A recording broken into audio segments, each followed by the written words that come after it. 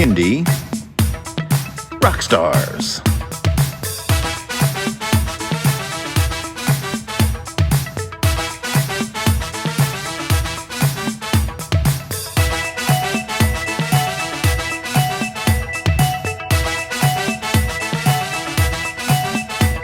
Prepare for a treat, let's meet and greet some bands and singers that are super sweet, making music that's fun for boys and girls.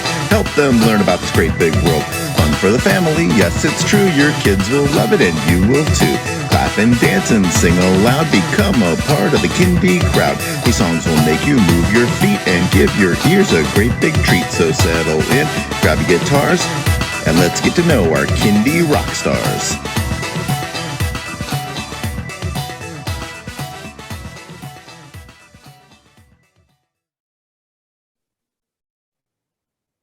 Welcome to another fun episode of Kindie Rock Stars. Tonight, joining me is Eric Herman of Eric Herman and the Puppy Dogs, and we're going to be treated to both a live performance and a music video. Welcome to the show, Eric. Hello, Patrick. Great to be here. All right. I'll tell everyone a little bit about yourself and how you got into Kindie music. Yes. My name is Eric Herman. I live in Walla Walla, Washington. The town so nice, they named it twice. And back in about 2003, I was playing in a couple bands. I was doing live theater, writing like plays and stuff like that. And among other things, playing in coffee shops, singer-songwriter, that kind of thing. And there seemed to be a confluence of several different people that I knew, who unrelated to each other really, who around the same time kept saying, Eric, you should think about doing music for kids. One of them, for example, was my brother-in-law at the time, who was a gym teacher in elementary school. And I remember him saying, oh, we had somebody come in to do an assembly and they played music, and I think you could do that, and he said, they pay pretty well or whatever. So I'm like, okay, I'll think about it. And my wife, Roseanne, she was all excited about it. She had always wanted to work with kids. She had a bachelor's degree in early childhood development, but she never pushed me in that direction. She just, whatever I wanted to do musically, she was in favor of. But when I started talking about maybe doing something like that, she was super excited. So we kind of joined forces as far as that goes. Initially, it was kind of something I didn't really have a good sense of what it all meant. My perception, I grew up listening to, Electric Company, Sesame Street, Schoolhouse Rock. I loved all of that. But once I hit, 10 or 11 or something, it was, everything else, and I kind of didn't have a sense of what children's music meant. I think I had a perception that I had to be like Barney or something, right? Barney's great for a 1 or 2 year old, but I didn't want to be Barney, So initially when people were saying that, I had this, I don't know, kind of attitude. But what I did was I went to a bunch of libraries. This is in Buffalo, New York, where I lived for many years. I went to a bunch of the different libraries and I took out children's music CDs. And what I found was there was all kinds of wonderful stuff. Great variety of music. You could do different styles of music. You could do comedy. You could do characters, voices, and that really, really appealed to me. Back at that time, Ralph's World, Ralph Covert had just, he'd done maybe a couple albums. Justin Roberts had done 1 or 2 albums. Trout Fishing in America had been around for a while. So hearing those guys was like, ooh, wow, this could be really, really fun. And it appealed to me to be able to do different styles of music. So that's kind of how that was born. And then around that time, I was trying to write a serious song. My wife and I had watched a PBS documentary about elephants. And it was about these 2 elephants who they knew each other when they were very young. And they, were running around together, baby elephants or whatever. And then one of them was taken to a circus somewhere, different part of the world, and one of them was taken to a zoo in a different part of the world. And they didn't see each other for something like 20 years. But the documentary crew had followed them the whole time. And then they brought them back together at one point, and they knew each other, and they ran around, and they were so happy. They were hugging each other. And I thought it was this beautiful moment, that I wanted to write not specifically about that, right? It wasn't going to be like an elephant went to a zoo and an elephant went to a zoo. It was more like, I don't know, philosophical or something about finding each other after a long time. It was more about like a relationship type of thing. It was meant to be a grown-up song, right? I wasn't really doing kids songs at the time. So I wrote this music. I'll just play a little bit of it. And I forgot I tuned down to a D.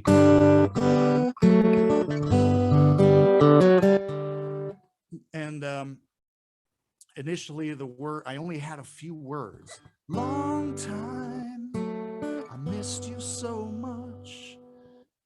Tried to get these chains off of me. Something like that, more metaphorical, right? And but I couldn't get anywhere. I wrote all the music, like the whole song, different sections, and I only had this little bit of words, and I kept trying for like weeks. And Roseanne, she heard me trying to write that song, and she knew it was about the elephants. And at one point she walks by the door and she hears me playing that, and just out of the blue, she says, "Elephants, I like elephants," just as a joke or some kind of weird, like to make fun of me. So, right. And I was like, stop it. Come on. I'm trying to write serious music here. And the next day I was driving to work when I had a real job. And I had the cassette of the music of that song. I would try to sing in the car, try to come up with something. And I start singing, "Elephants, I like elephants." And next thing I know, I get to the next part. And this is one of those weird things that happens every so often when you write music, and a weird flash of something or other, magic, I guess. "I like how they swing through trees." Like it just came out and it fit. And my first reaction was, what? That's ridiculous. And then it was like, wait a minute. We've been talking about doing music for kids, maybe, right? We had just been fledgling, I guess, thinking about it a little bit. And something about that idea, maybe, what about a song where I pretend to know what I'm talking about, but I get everything wrong? And then it leads to the next thing. "Monkeys, I like monkeys. I like how they swim in the ocean."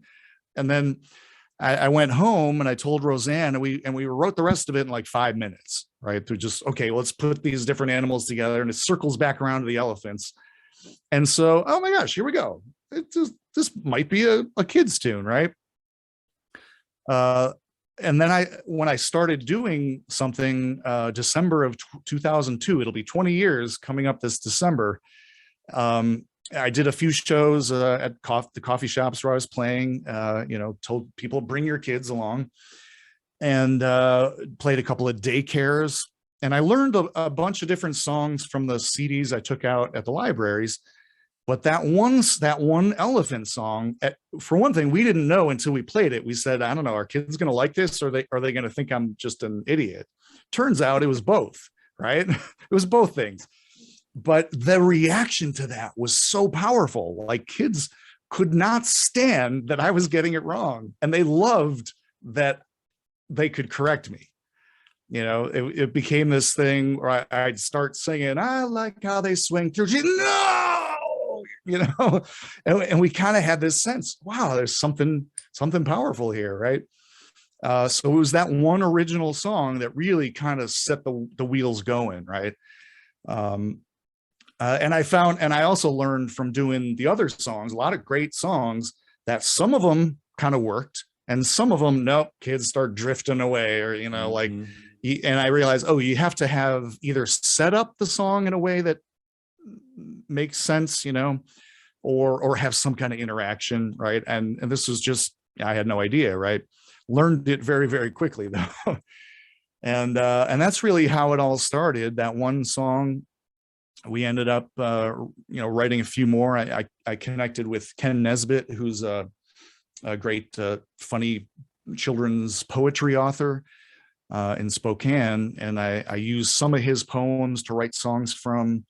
We wrote a few songs of our own, made an album, and at the time it was just another thing. I was still doing some theater shows, still playing in a band, but something about that just took off. The demand, people were like, hey, can you come do this thing at our school? Or can you come do this thing? And at the time I had a real job still. So I was like, no, I can't, and kudos to my wife, my late wife, by the way, who was the one who said, no, you should quit your full-time job with a steady paycheck and the 401k and the health insurance. We have a 2-year-old and another on the way, but you should quit your job and we should do this full-time. That was her, and I always got to give her props and memories for that. She believed in it, and I was more like, Bless your wife. liking that steady paycheck. Yeah, but bless your wife for propelling you into this. Oh my gosh, yes. And she was super instrumental in a lot of what we did. We co-wrote a fair number of songs, or a lot of times I would write a song and then I'd show it to her and she'd be like, it's good, except let's change this phrase or words or chord or something. So we worked very closely. She animated the first several videos that did really well on YouTube. The Elephant song ended up being featured on YouTube and became a big thing around the world. And that was supposed to be a demo. She did that on the MS Paint program. If you go watch the Elephant song, the Eric Herman version, there's been some other versions that are way better, like animated, but that original version she put it together in like an hour, and here's the idea. And then the thought was always to hire somebody to like take that basic thing and kind of make it more polished or whatever. But I think what we've discovered once it was out there is that kids related to it because it was simple and it had this sort of simplicity to it. So all over the years, always learning. A lot of what I've done, what we did, was flying by the seat of our pants. And every once in a while people will come to me or email me and, hey, how do I get into what you're doing? And I try best I can to but all I can say is, well, this is what worked for me. Like, maybe it'll work for you, or maybe you got to find some other completely different path. It's really hard to say sometimes. All right. Well, let's get into a couple of live performance songs. So I am going to turn this over to you, and the floor is yours. All right. Well, I have a new album out. Just came out about a week ago, called Magic Beans. Looks like that.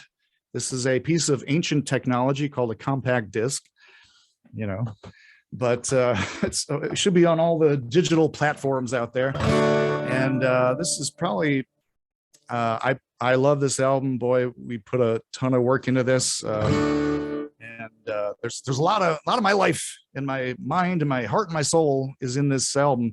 And this song is called Merry-Go-Round, maybe my favorite. And this was a very simple thing where initially all I had was the phrase merry-go-round.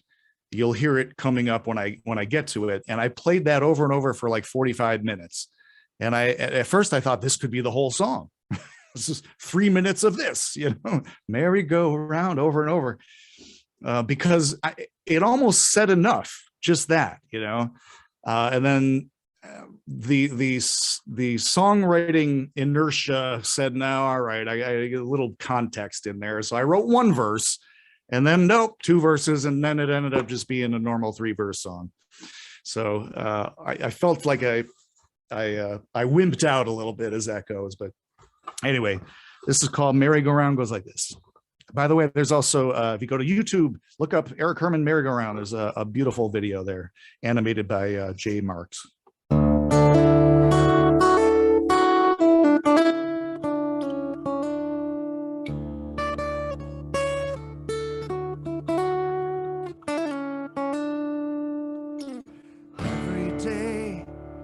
every night, spinning through dark and light.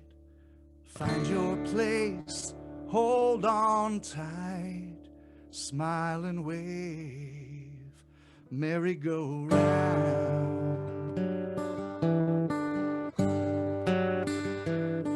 merry-go-round, merry-go-round,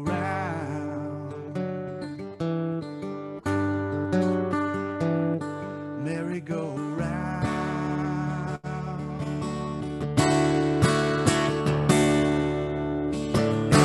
Life, big and small, here on this turning ball, we are part of it all, smile and wave, merry-go-round,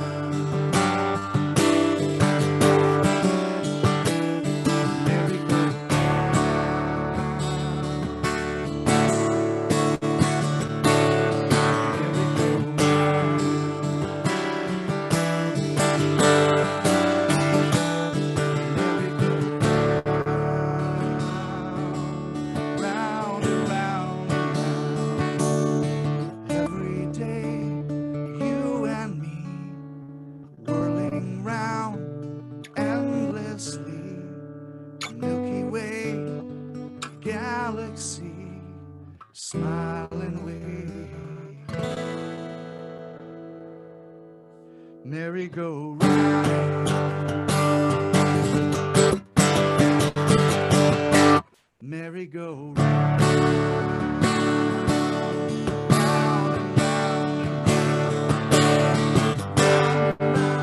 round and round and round and round, round and round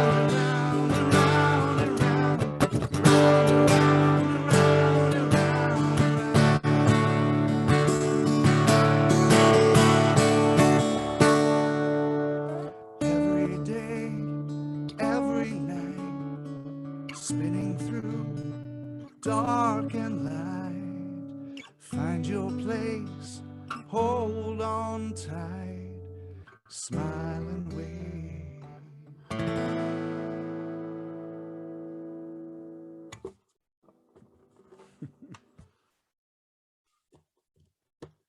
All right. Excellent. All right. You're going to do one more for us? Yeah, this one I sometimes I use a pick, but I don't often use a pick, so it's hard to find them sometimes. Here we go.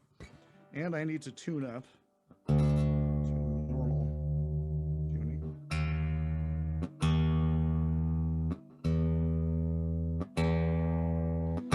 This is the title track from Magic Beans.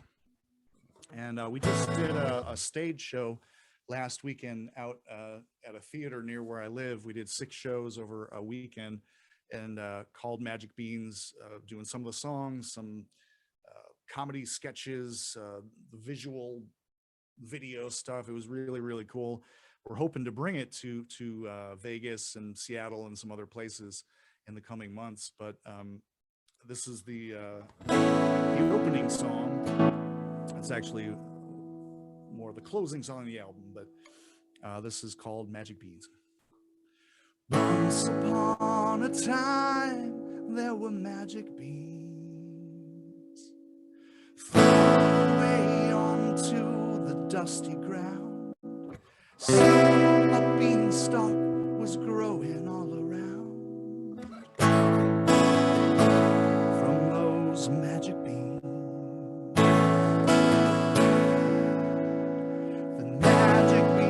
Made everything all at once. It wasn't, then it was. Came to be, maybe just because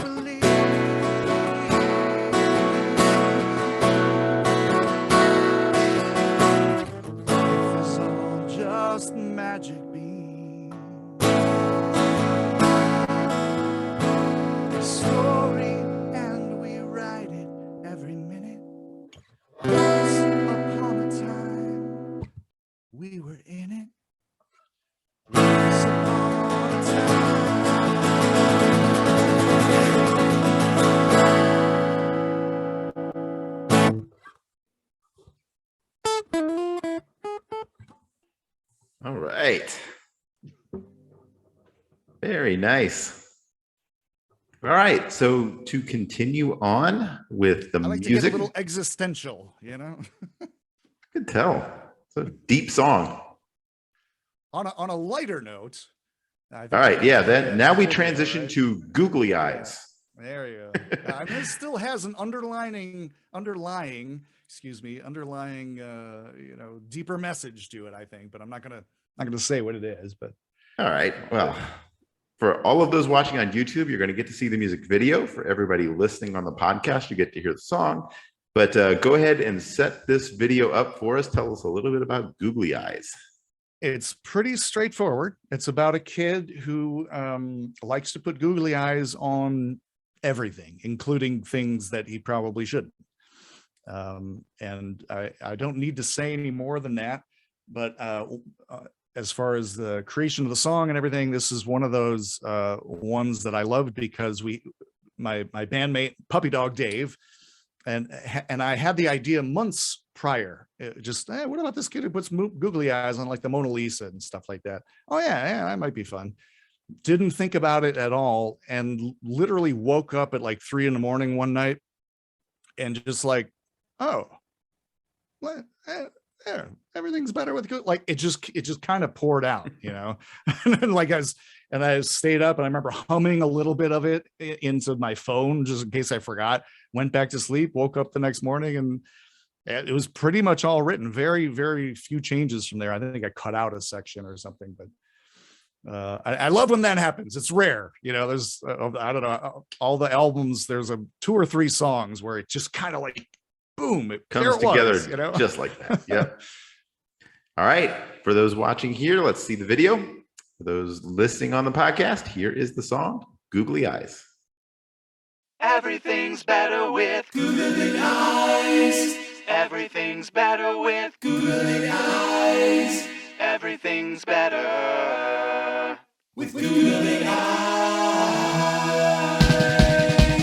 Everything's better with Googly Eyes. The perfect prize for a kid my size. A great big box of giant googly eyes. On our family trip to New York City, I learned that the word liberty means being free, but not free to put giant googly eyes on the Statue of Liberty. People got really mad at me. The same thing happened in D.C., where they said, hey kid, what were you thinking when I put googly eyes on Lincoln? I was thinking everything's better with googly eyes. It's no surprise for a kid my size. Everything's better with googly eyes. When we took a European vacation, I caused a lot of aggravation. I put googly eyes on the Leaning Tower of Pisa and also on the Mona Lisa. Ooh. Yeah. They frown on that kind of thing over there, and they frowned a lot in that London square. That guard standing still with the big funny hat. I thought, I know what would go great with that. What? You know, everything's better with googly eyes. It's no surprise when you realize everything's better with googly eyes. Oh, my dad got mad when I stuck googly eyes on his laptop screen. But I mean, hey, it said Google, right? I wanna see googly eyes on Mount Rushmore, googly eyes on the Sphinx, googly eyes on those Easter Island heads. Gonna be at the top of my class, a guarantee that I can work at NASA, so I can put super giant googly eyes on the moon someday. And every night when you see it shine, you'll know those googly eyes were mine. The world will finally thank me for them. Everyone will say, everything's better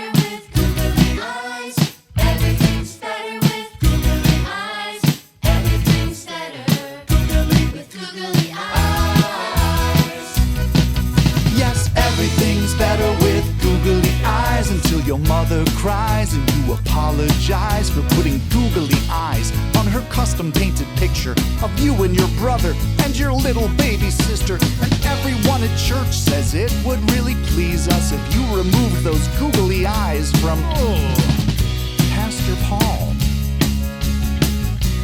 What? I want to see googly eyes on the statue of David and googly eyes on the Venus de Milo.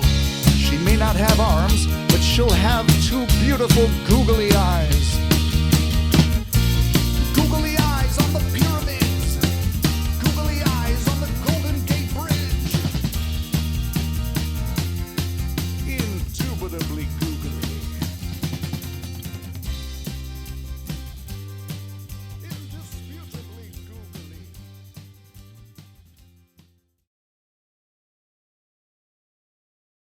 All right. Well, I hope you enjoyed that video and that song for Googly Eyes.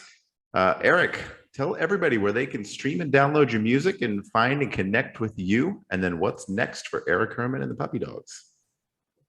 Yes, thank you. EricHermanMusic.com, or just look up Eric Herman on Google or YouTube. Magic Beans should be on all the major streaming platforms and all that stuff. And you can buy a hard copy if you want this ancient technology through my website, and probably another place or two, Amazon, I think, or something. But and otherwise, we have there's 5 music videos from the album already out. Googly Eyes, Stinker, Merry-Go-Round, Side Scroller. I love that video. It's a really cool game within a game within a game, video game kind of thing. And the title track, Magic Beans, just came out, the video, although there's also going to be a VR version of that video that coming out soon. We had to fix a little glitch in it, so it'll be another week or two. But and then later, I think 2 more videos in May and August or something like that. We got a couple more in the works, but and then otherwise we're playing around the Northwest this summer, Seattle area, Portland, that kind of area, and then hoping to bring the stage show of Magic Beans over to Seattle and to places like Vegas, Colorado, some places I played a bunch over the years.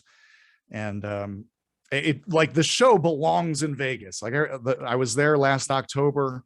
I've seen a lot of shows there many times over the years, and this time I saw Blue Man Group. I saw the Beatles Love Show for the 5th time, and something hit me. I said, the Magic Beans, that's what we're kind of doing, like a spectacle with some music and some comedy and theatrics. And now, don't expect Beatles Love. Don't expect Cirque du Soleil. All right, I don't have the budget for that quite yet, but it is similar in the sense of entertaining in a variety of ways, and hopefully coming to a city near you, and hopefully coming specifically to your city, Patrick. Yes, and when you come here, my daughters and I will be there at your show. All right, yeah, awesome, yeah. One of the things we'll talk afterwards. All right, well, Eric, thank you so much for being on the show. It has been a pleasure having you on, and all the best to you, and see you soon. All right, take care. Thanks, Patrick.